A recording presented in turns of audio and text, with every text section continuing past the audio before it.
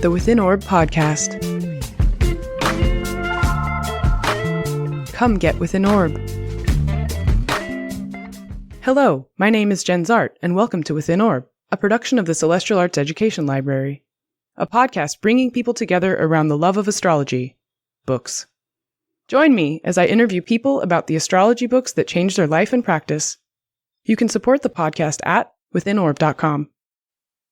Welcome to another episode of Within Orb, and today I have the pleasure of introducing you to Tara Aal from Los Angeles, who I had the pleasure of meeting in the Bahamas at an astrology conference. Hey Tara, welcome to the show. It's good to be here. Thank you, Jen. We did meet in the Bahamas. It's a good story.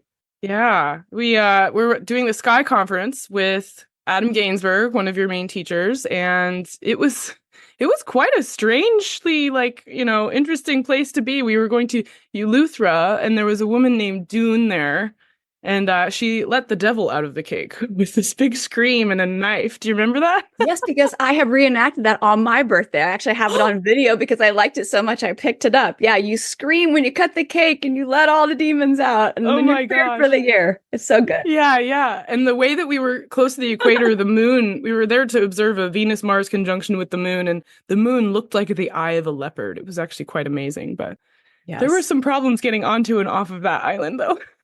No, I know. And then it's supposed to be warm, but it was like the rarest, coldest season or something. So we were all like digging in our luggage, trying to find did we have a scarf or a jacket or something in there? It was wild. Yeah, what a place to meet. So here we are, years later, and welcome to the show.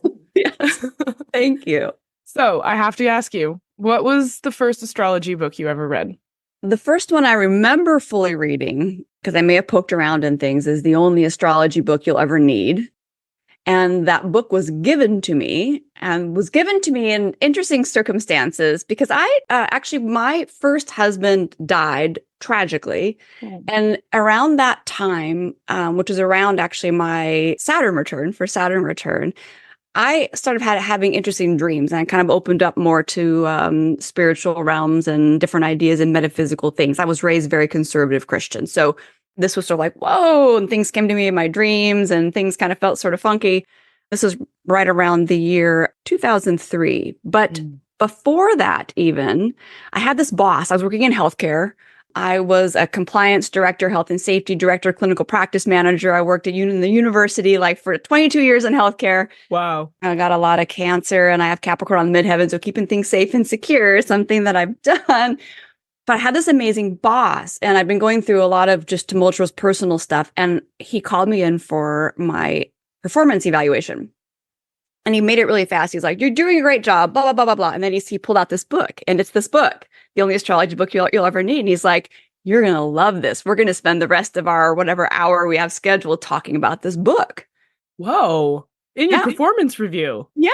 Your boss. That's wild. I know. At the University of Washington. You know what I mean? So my gosh. So, and I know lots of people feel like sometimes the more scientific side is not as open-minded to it. I will just say in my experience, I had a lot of support from the doctors and dentists and people that I worked with in that realm. So that's just my experience, how it was. But yes. And so then that sort of opened me into this, big adventure, but it would be almost 10 years or a little less than 10 years after that until I would fully sign up for my first proper 3-year astrology program and really dig in. But wow. Yeah, that was the start of it. Wait, so the doctors were tracking star stuff? Well, no, it was more so whenever I start learning something, and this came then years after that. So imagine now, because remember, that's a 22-year career. So now flash forward, I'm still at the university, but now I've been studying astrology. Now I'm practicing part-time, right? I'm kind of figuring out what I'm doing. So I'm asking people, hey, do you want to come and get a reading on your lunch break? I'm practicing and learning. Yeah. And I had, right? And I even had, at the time, I worked for the School of Dentistry. And at the time I had one of the dentists have me come to his house, his wife, his son, and they were like, wow, this makes sense, right? And then I started having all these conversations about just different areas and realms. And so, yeah, it was wild. But that's really, I think some people I know experience a lot of kind of negative associations with astrology. And I will say that absolutely, from my parents and the religious side, I did experience a lot of that. But I feel like where I was at least at university, I was just so excited about learning that I think that kind of opened the door, and I wasn't trying to force something or say it was a belief system. I was like, this is cool. And then this is even extra fun. I went through a training program to teach communication styles at the university. And so I had big groups of students and staff, and I did this with another one of the directors that I worked with. But it was based on 4 colors, and the 4 colors were, of course, they didn't say it, but of course, based on the elements. So I started weaving astrology without saying it was astrology into these training sessions. Oh, that's so awesome. You're Yeah. reading it to the masses. You just can't say why, right? That's like the Myers-Briggs, isn't it? Yeah, definitely. For sure. Okay, so because we've already been there, I'd love to go back to the Bahamas with you. But this time, you and we're going to get off on the plane. So these island planes, they hop, right? And so if you're going to one island, you got to be careful where you get off because it's a little bit like a bus. And if the plane takes off without you, you're not getting to the island you're supposed to go to. But we're going to get off on the wrong island.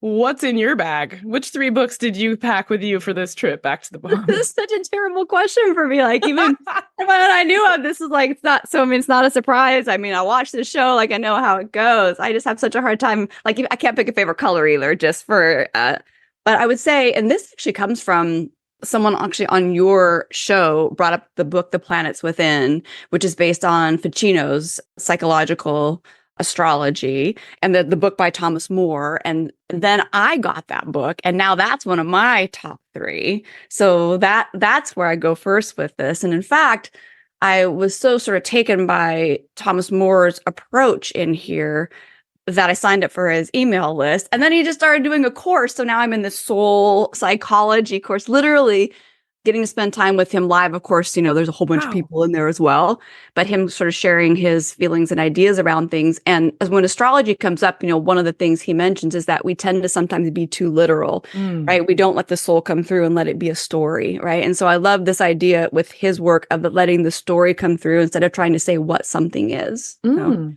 I'm really passionate about that just in general in my work. So that's one. Okay. Wow. That's so awesome. So episode 10, Adam Sommer was recommending this Planets Within, and you picked it up and took it all the way to taking classes with the man live. Yeah. So I got to thank Adam. Like, thanks, Adam. That's so cool. All right. So were there any other, because you said when he comes and talks about astrology, like, what is the class like? What does he talk about? Because this book was the first book he published. So what is he doing now? Like, you're just literally going to transmit the recent experience. Well, honestly, I've just been through the first class of the course I signed up for, but I also like his approach to learning, meaning he explicitly says he doesn't really so much teach. He opens a field and he shares and he facilitates, but it's not really like, I'm going to teach you something. It's how we learn together, which, I mean, in my teaching, that's, important to me as well. So this really, right now, we're exploring what is soul. And so, of course, me with the foundation of evolutionary astrology, right? I'm, streaming all that into reinforming myself around how do I look at those symbols in the chart and how do they relate? And one thing in particular today came up, what's the difference between spirit and soul? Like, I don't know, Jenn, what your take would be on that, but this is one of the things where, what do these things mean to us? And how do we explain them? And how do we understand them? So, and some of us move so many years on with so many layers of technique and things. And then I think we don't recheck in with, do we even have a feel for kind of what's underneath it? And I feel like that's what he's doing. But more than anything, he's inspiring people to think deeper. Like, he's really passionate about bringing a more soulful approach to life, which is not trying to transcend. It's actually finding more soul in what he would say is the ordinary and intimate, which I love. Yeah. I love that too. Yeah. I mean, if I were going to answer your question about difference between spirit and soul, I'd answer a question with a question. Is he going to go to alchemy for that? Because that's where I would go. Oh, nice. And spirit is in alchemy, at least in the plant side of alchemy, the herbal alchemy. Spirit is what happens when you distill plant material and it becomes alcohol. And so spirit connects everybody. It's just this effluvia that just runs through every single person. Soul is the essential oil of the plant that makes rosemary, and thyme, makes you, and me. And so that's that. And when you're talking about cultivating the soul and that ordinariness, that's like that, dirt level, real kind of, this is the meanness in here, and not this like, this thing that like, yes, we're human and we have thoughts and we share them and all of that type of airy stuff. It's more like, what's your oil? Like, what's that thing that makes you like And I think then of Neptune and the oil slick and that beautiful rainbow of like, what's your rainbow like? I know mine only has like teal and magenta and like, you know. I love that. I had not thought of it that way, but thanks for sharing that. I'm going to share that with my students because they've been asking recently, what do you think the difference is between spirit and soul? And I think in some ways I like to not fully answer questions as well because I think there's room, but that's beautiful. And the dirtiness, it's funny, like we don't mean, well, we know how we mean dirty here. Yeah. Well, that's not even talking about the salt part of the triad of the alchemical, like the salt's a whole other thing. And then you got the death's head, the kaput mortem. It goes into a whole bunch of stuff. Yeah. But I think like actually getting your hands dirty with the material, like I only know that from working with plants, And so I'm wondering because of his Thomas More's like lineage in working with Jung was very much into working with alchemical symbol. Yeah. But I'm not sure how much of a lab alchemist he was, And so those things, they kind of permeate through. I mean, I can ask. That's a good question. Awesome. So what would your next book be? An Astrological Triptych by Dane Rudhyar. I grew up in astrology in all kind of things Rudhyar, and that book in particular is one I'm pulling it out all the time to reference it.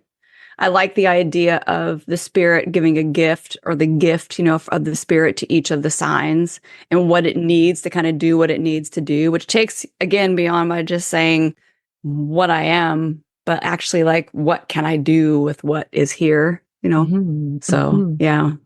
With Virgo, I talk about Virgo a lot because he has the gift for Virgo is tolerance, right? Which is not tolerance in the way we normally use the word, but the ability to patiently endure like evolution as it's happening through the physicality, right? And so when I think of that, it's like, wow, you really do need that, right? Same way with Pisces is courage, right? And to really like let go and to transition into the next thing, to really release, to really surrender, to really trust, you need that courage. And it's interesting, right? Because we would normally say courage belongs to Aries, right? Yeah.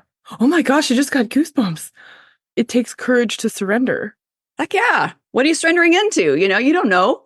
Scary. Oh my gosh. Wow. I mean, it seems like, oh yeah, of course. But I mean, I've just never heard it said that way. That is amazing. Are there any other sign takeaways? I feel like asking you to just sit here and give us the keywords for all of them. I was relooking in preparation for this. I'm like, do I even remember all of them? Yeah. It's interesting. Leo is simplicity. Oh. No, which is interesting because again, like Taurus is a word I use simplicity for all the time. But when you think about what does Leo need, if it tends to get, and I have a lot of Leo in my chart, if it overdoes, ooh, I got to do bigger. Ooh, I got to really, make a you gilded see bathroom, right? It's like, calm down, do less. There is that certain level of simplicity. So I like that. Wow. Cancer is knowing where one belongs. The root. For me, I always think like, and I am a Cancer sun with 3 other planets in Cancer too. Not the homecoming. Yeah, it has to do with the place that we live and things we call home, but it's really a homecoming to yourself. Like, where do I belong in my life, in the cosmos, in this world, in this space, in my own skin? So, wow. Is there another one that you're particularly thinking about? Aquarius. Since you said Leo, let's do the polarity. Just turn to the Aquarius. That's what happens here. In my head. Service. That's the gift to Aquarius is service.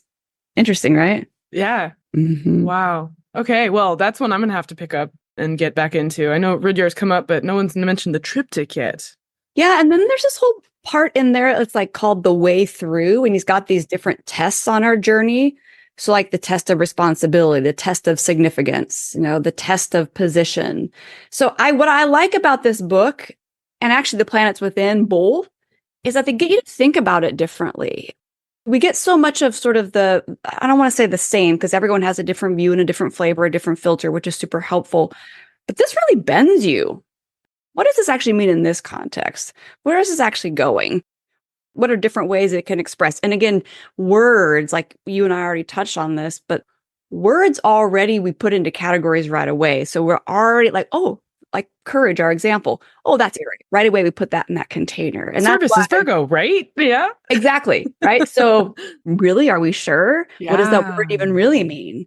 It's stimulating philosophy, actually. It's like saying, hey, get into more of a philosophical undercurrent with the symbol and not just take this surface level like, well, Venus in Leo means this and Venus in Aries means that. Exactly. And then why? Why would I have a super amount of Cancer energy in myself, right? What does that actually mean? Because we can talk about what I am and how I show up in my personality all day, but isn't it more meaningful of why do I have that and what might I do with it and how am I growing through it? So that's why these books in particular, I'm like, yeah, they like turn me on to that more.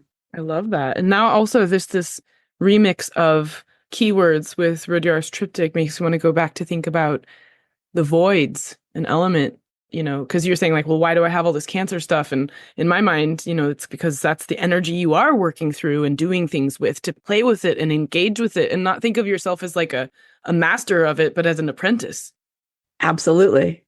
Yeah. So what is it like to move through life kind of choosing that domain of consciousness? That's something Adam Gainsbourg used to always call signs, right? Domains of consciousness, right? If that's sort of my domain of consciousness, how does life occur to me? And how do things, because all of us have all the signs, we know this, right? But that one is like a stronger one for me to see through and feel through and experience through. Yeah. And to your point is it's absolutely about learning. Did we even have a choice though? Because you like the ones you choose to go through. I'm like, I don't know if I had a choice in this. I don't know, but I always say whether we do or we don't, here we are anyway. So. Exactly. Yeah. And also there's these like really cool rudimentary environmental conditions of like, you're born in the summertime, your early life is, infused with sunlight because you're actually alive at a time when there's a lot of sunlight in the Northern Hemisphere. If it's winter, it's colder and there's not as much sunlight. Like that kind of does have an impact on your experiences. All of it. I mean, even to the extent that me being born in July, it was always summer vacation, right? So there weren't kids around for my birthday parties. I'm just saying, like, it's not the end of the world, but I'm saying, but that is, all those things are part of our experience, which is interesting because I was just saying with Cancer, where does one belong? And then, you put yourself in those situations. Well, nobody, where is that actually? Yeah, but you could still be born in October and have no one come to your party because you're a military brat and your parents move every year. So, I mean, there I was. I would move to a new school, didn't know anyone. It's like, it's my birthday. Who's going to come to my party? And like, that's tougher. I would say that's definitely tougher. Yes. So, I think there's many. And then you're Capricorn, like, forget it, unless you're New Year's. Yeah. Yes. I want to welcome everyone to the Significant Sources Salon. We are honored to have Dr. James Dotson host our Significant Sources Salon, guiding you through the books that have been most impactful in the world of astrology. We have curated several books, which I think will be interesting, books that you might not have picked up yourself because they perhaps seem old or daunting, and we will make them accessible to you. The salon meets for 90 minutes every month with a summer break. For more details, go to www.CAELi.institute. Join today, and we will see you there.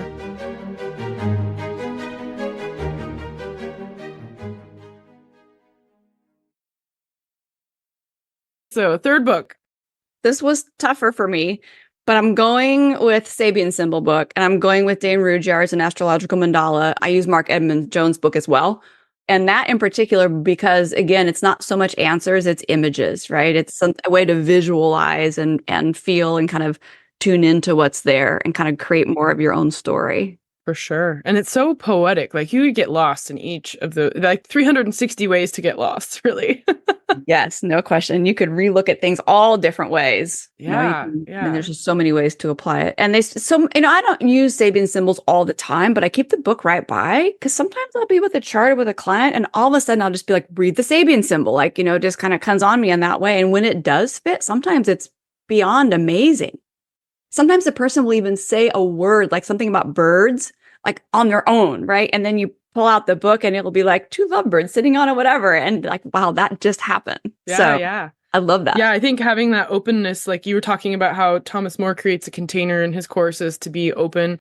If you are aware of the Sabian symbols, then it is like that. I feel like working with them, anybody listening who's worked with them, it's like, they exist. You've leafed through the book. You haven't been lost on an island to read the whole entire thing back to back or cover to cover. But there will be that weird kind of like ping of like, check the symbol. It doesn't happen all the time. You're not systematic, I mean, you could be if you felt like it, but it is like the best hits are that moment of just like, oh yeah, got to check the Sabian symbol. Yeah. It's wild. And every so often I remember first getting into it and like taking my whole chart and every planet, writing the little symbol next to it. And, oh, my sun is this and my moon is this. And I still get value out of it. I can go back now and do it and be, oh, that's right.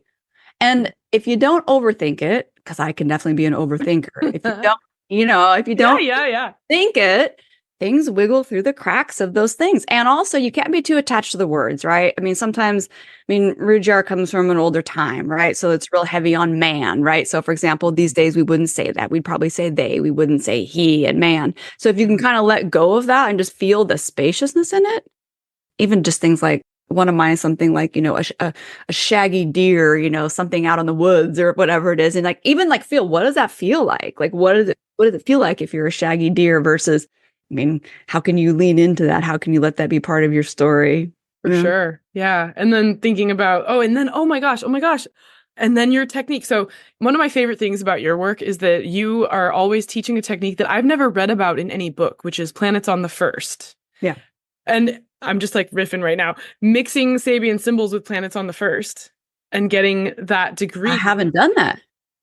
And we're just like putting those two together. I'm like, oh my gosh, I'm seeing fireworks right now. My brain is on fire. Do you know what I mean? And how, okay, so we should probably tell people a little what we're talking about. Of course. So planets on the first, lay it out. Cause that's one of my favorite things that you do. I hope you write a book about that. Like if I'm going to go on this island with you, I'm going to be making you write that book for me while we're there. It was supposed to be my first book. I started working with that technique, I think it was 2015 was the first year. And so every year on my birthday, I've chosen a new planet to quote unquote live first. And this is not an actual geocentric moment in time, right? You choose the planet and you rotate your own little zodiac so that planet's on your ascendant.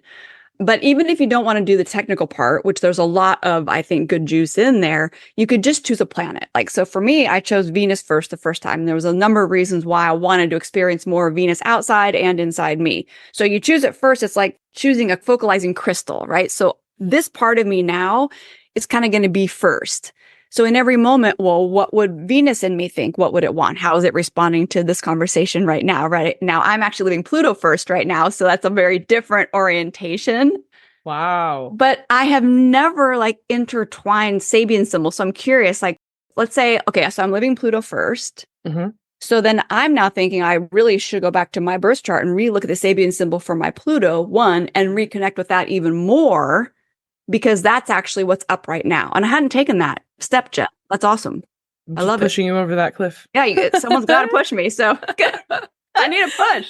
I like braiding them all together when it comes like that, of just trying to see okay, if we're playing with Sabian symbols here and you've got that technique, how do they work together? If they do, they might not. You might find hey, that's a cool theory and it's totally flat, But what I like about it is it's more experiential. So even reading a Sabian symbol, it's almost like, it's a feeling into something. It's almost, I know it's still a book, but it's like a living, breathing thing. And Living Planets First is meant to be experiential, right? It's meant to be, I'm going about my day and my life, but letting that part of me lead. So yes, of course, if I'm choosing a planet first, I might relook up some simple keywords around, hey, what is Pluto? So I re-get myself in the zone.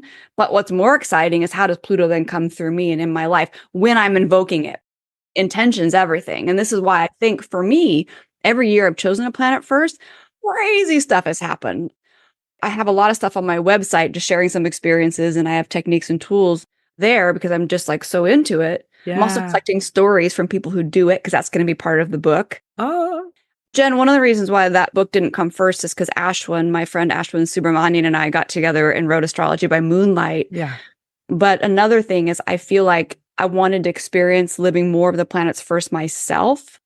I guess this is my version of research. I mean, you're really the research one, not me, but this is my version of research. I wanted to live it more before I tried to turn it into a book. Makes perfect sense. Everything incubates in its own time. Book forms get proposed, and then sometimes 15 years go by before they decide to crystallize into a thing, and they'll always tell you what they want all the time. So yes, it's always a coming through you anyway. Yeah, yeah. I mean, so I'm not in charge of that book. I mean, clearly I got to do something with it. Oh, it's driving you. Yeah. I can see that. It's get this necklace, do that thing. But also I'm when you say look up keywords at the beginning, I'm but after that year, you'll probably never need to look up keywords again. Oh, and you have stories, and it's funny. The year that I started living Mars first, I remember I went into work. At this time, I was working for a big metaphysical company, and my boss called me into his office, and he said, "I need you to take the initiative." This is no joke. And I was just oh, hi, Mars. I was One thing it helps me realize, okay, I'm creating an external example for me to really lean into it. Now, I may not like the version of that example. I'll be the first one to say, right, everything that happened isn't the way that Tara would particularly choose it.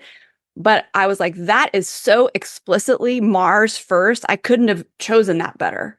And I didn't tell him, and he wasn't even into astrology. So that was completely just, what would you even call that? Oh, but you're tuning into a level of reality that's very much in line with experiences of astrological magic when you work with planets, or even remediation, because it's like the planets aren't far away. They're literally within. Yes, They're here, right? Yes. And so it's like, when you know that, then it's like, okay, let's say you have Saturn in Cancer or Leo, I'm guessing, right? You don't have to answer Saturn which in one. Cancer, I do. Yeah. Okay, yeah, right? So it's like, so the way that I would put that is like, Saturn was kind of doom scrolling while you were being born and not paying attention to you. But when you pay attention to him, he goes, oh, you know what? You were right. I was off in my own little bubble and I wasn't able to give you anything that I can offer because all of my attention was in my little phone, like worried about what's next.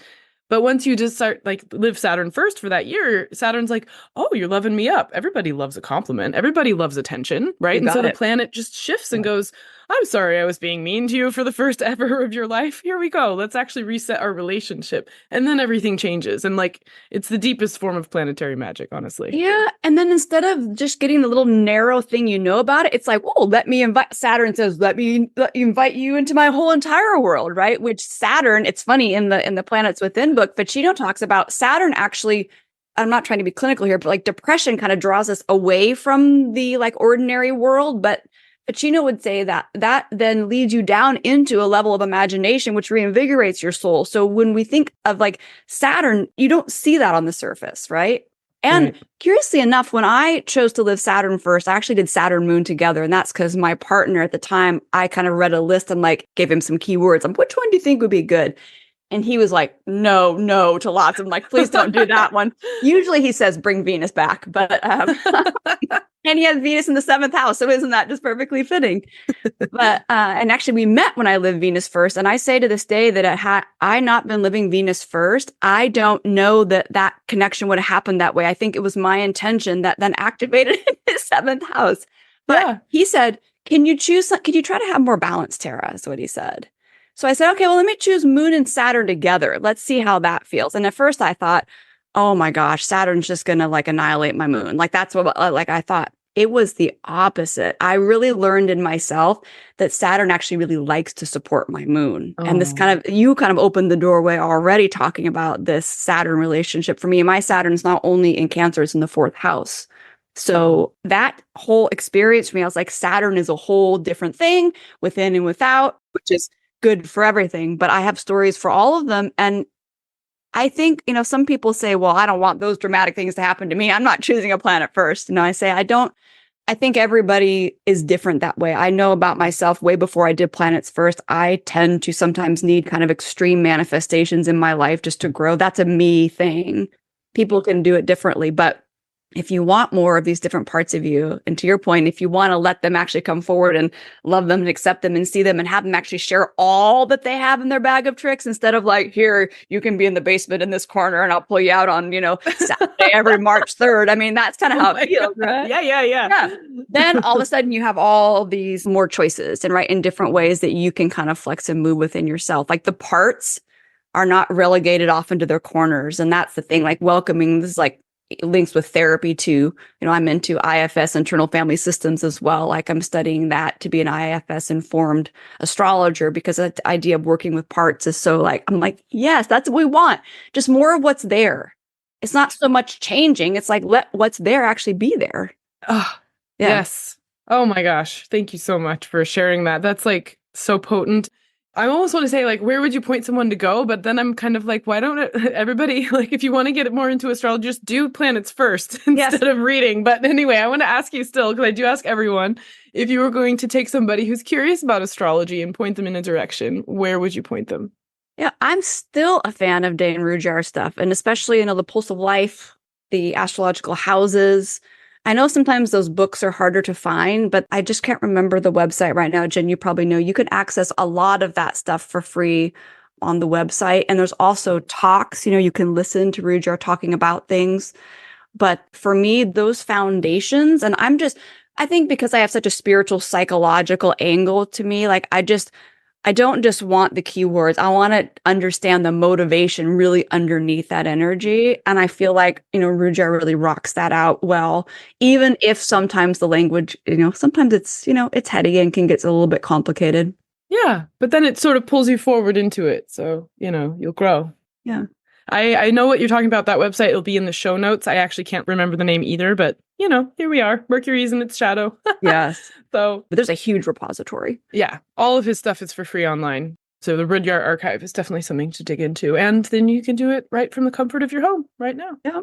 Awesome. Well, thank you so much for spending time here today and sharing yourself and taking us on this journey through planets first and back to the Bahamas and all of that. And if people want to find you and see what you're up to these days, where can they find you? My website is taraal.com, TARAAAL.com.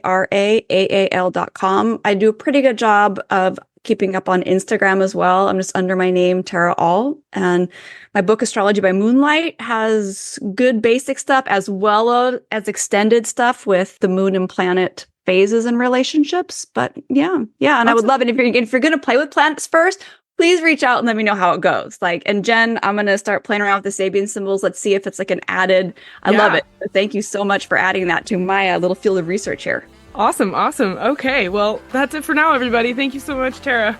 Thank you, Jenn. Bye. Thank you for listening to Within Orb. To learn more about the Celestial Arts Education Library or to become a member, visit our website at CAELi.institute. That's www.caeli.institute. If you enjoyed this episode, please help spread the word. Follow or subscribe to Within Orb in your podcatcher of choice, rate it 5 stars, or write us a happy review. This helps others find the show. We also want to give a big thanks to the indie band The E-Block for contributing their song Wake Up for our intro and outro music. You can find them at their website, eblockband.com. This is Jenn Zahrt, signing off for now. See you next time.